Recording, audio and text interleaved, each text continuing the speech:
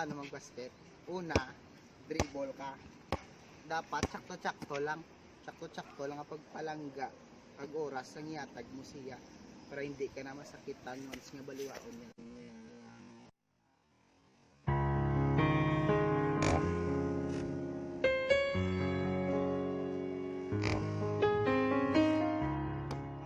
Dribble, crossover ka. Crossover ka na lang siya kung kabalo ka man lang nga ginatuntoy na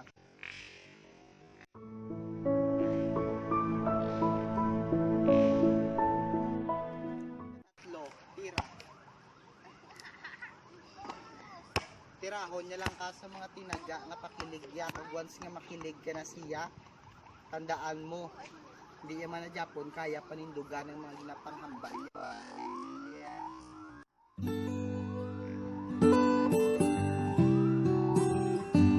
Dapat hindi na puro tira, dapat pinalan mo man ang pagpasa.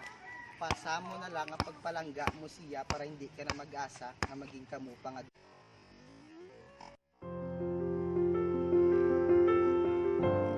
Kalima, depensa.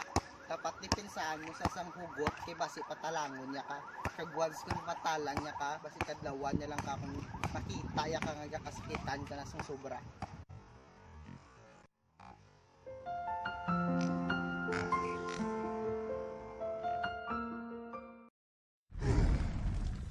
Hi mga papats, salamat sa support and please like and share my video.